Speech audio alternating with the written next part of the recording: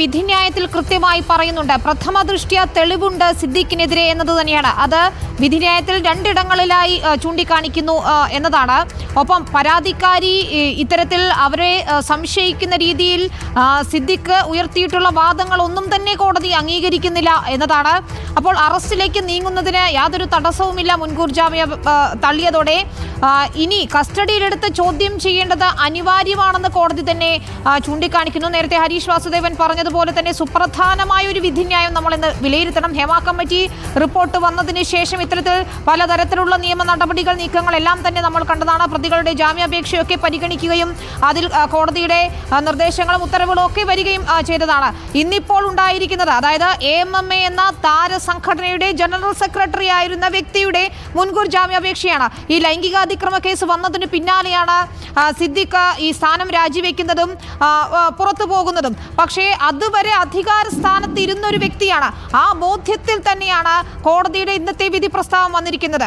ഇത് ഒരു കേസിലെ വിധി എന്ന് നമുക്ക് വിലയിരുത്തുക വയ്യ. എല്ലാ കേസുകളിൽ സമാനമായ കേസുകളിലൊക്കെ തന്നെ ഒരു മുന്നറിയിപ്പ് അല്ലെങ്കിൽ കൃത്യമായ കോടതിയുടെ നിലപാട് നിയമവശങ്ങളിലൂടെ എങ്ങനെ മുന്നോട്ട് പോകുന്നു എന്നതിന്റെ സൂചന കൂടിയാണ് ഈ വിധിന്യായം എന്ന് തന്നെ നമ്മൾ വിലയിരുത്തേണ്ടി വരുമല്ലേ? അങ്ങനെ ഒരു ശക്തമായ വിധിന്യായമാണ് ഹൈക്കോടതിയിൽ നിന്നും പുറത്തു വന്നത് വിനിത വേണു. അക്കാര്യത്തിൽ ഒരു സംശയവുമില്ല. കാരണം ഒരു സമഗ്രമായ വിധിന്യായം എന്ന് തന്നെ ഉത്തരവ് എന്ന് തന്നെ പറയേണ്ടി വരും. ഈ ഉത്തരവിന്മേൽ അതായത് നിരീക്ഷണങ്ങൾ തന്നെ ഹൈക്കോടതിയുടെ നിരീക്ഷണങ്ങളും പരാമർശങ്ങളും തന്നെ അതീവ ഗൗരവമായ രീതിയിൽ തന്നെയാണ് പുറത്തു വരുന്നത്. പ്രത്യേകിച്ചും ഈ പരാതിക്കാരൻ ഹർജിയുമായി ഹൈക്കോടതിയെ സമീപിച്ചത് മുൻകൂർ ജാമ്യാപേക്ഷയുമായി ഹൈക്കോടതിയെ സമീപിച്ചത് നടൻ സിദ്ദീഖാണ്. നടൻ സിദ്ദീഖിൻ്റെ കാര്യത്തിൽ തന്നെയാണ് നടൻ സിദ്ദീഖിൻ്റെ വാദങ്ങളെല്ലാം സമ്പൂർണ്ണമായും തള്ളി അതിരൂക്ഷമായ ഭാഷയിലുള്ള വിമർശനമാണ് ഹൈക്കോടതി ഉയർത്തുന്നത് എന്നാണ് ഏറ്റവും പ്രധാനം. കാരണം പരാതിക്കാരിയെ വ്യക്തിഹത്യ നടത്തുക എന്നതാണ് ഇതിൽ ഈ ഹർജിക്കാരുടെ സിദ്ദീഖിൻ്റെ അഭിഭാഷകൻ സ്വീകരിച്ച ഒരു നിലപാട്. പക്ഷേ ആ നിലപാടിനെ ഹൈക്കോടതി അതിരൂക്ഷമായ ഭാഷയിൽ നിശിതമായ ഭാഷയിൽ വിമർശിക്കുന്നുണ്ട്. കാരണം ലൈംഗിക അതിക്രമത്തിനിരയായി എന്നുവെച്ച് പരാതിക്കാരിയുടെ സ്വഭാവത്തെ വിലയിരുത്തരുത് എന്നാണ് ഹൈക്കോടതി മുന്നറിയിപ്പ് നൽകുന്നത്. മാത്രമല്ല പരാതിക്കാരിയുടെ അതിജീവനമാണ് പരിഗണിക്കേണ്ടതെന്ന് ഹൈക്കോടതി അഭിഭാഷകനെ അറിയിക്കുന്നു. ഈ വിധിന്യായത്തിലൂടെ അറിയിക്കുന്നു. പരാതിക്കാരിയെ ആക്രമിക്കുന്നത് ആ പരാതിക്കാരിയെ അതിജീവിതയെ നിശബ്ദയാക്കാനുള്ള ശ്രമത്തിൻ്റെ ഭാഗമാണ് എന്നാണ് ഹൈക്കോടതിയുടെ മറ്റൊരു ശക്തമായ നിരീക്ഷണം. പരാതിക്കാരിയുടെ സ്വഭാവത്തെ സംശയിക്കാനാകില്ല എന്നതടക്കമുള്ള കാര്യങ്ങൾ ഹൈക്കോടതി വളരെ വ്യക്തമായി പറഞ്ഞു വയ്ക്കുന്നുണ്ട്. മാത്രമല്ല ഹേമ കമ്മിറ്റി റിപ്പോർട്ട് അതിജീവിതമാർക്ക് കരുത്ത് നൽകുന്നതാണ്. കൂടുതൽ പേർ മുന്നോട്ട് വരാൻ, വെളിപ്പെടുത്തലുകൾ നടത്താൻ, പരാതി നൽകാൻ കരുത്ത് പകരുന്ന, ശക്തി പകരുന്ന ഒന്നാണ് ഹേമ കമ്മിറ്റി റിപ്പോർട്ട് പുറത്തു വരുന്നതിലൂടെ എന്ന കാര്യവും കൂടി ഹൈക്കോടതി നിരീക്ഷിക്കുന്നുണ്ട്. ഒപ്പം എന്തുകൊണ്ട് സിദ്ദീഖിനെ അറസ്റ്റ് ചെയ്യണം എന്ന കാര്യത്തിൽ ഹൈക്കോടതി വ്യക്തമായ നിലപാടെടുക്കുന്നുണ്ട്, സുവ്യക്തമായ നിലപാടെടുക്കുന്നുണ്ട്. ആ നിലപാട് സിദ്ദീഖിനെ കസ്റ്റഡിയിലെടുത്ത് ചോദ്യം ചെയ്യേണ്ടത് അനിവാര്യമാണ് എന്നാണ് ഹൈക്കോടതി നിരീക്ഷിക്കുന്നത്. കാരണം സിദ്ദീഖിനെതിരെ പ്രഥമ ദൃഷ്ട്യാ തെളിവുണ്ട്. ഒപ്പം സിദ്ദീഖിനെതിരായ പരാതി ഗൗരവതരമാണ് എന്ന് ഹൈക്കോടതിയുടെ single bench justice CS Dias അധ്യക്ഷനായ സിംഗിൾ ബെഞ്ച് നിരീക്ഷിക്കുകയാണ്.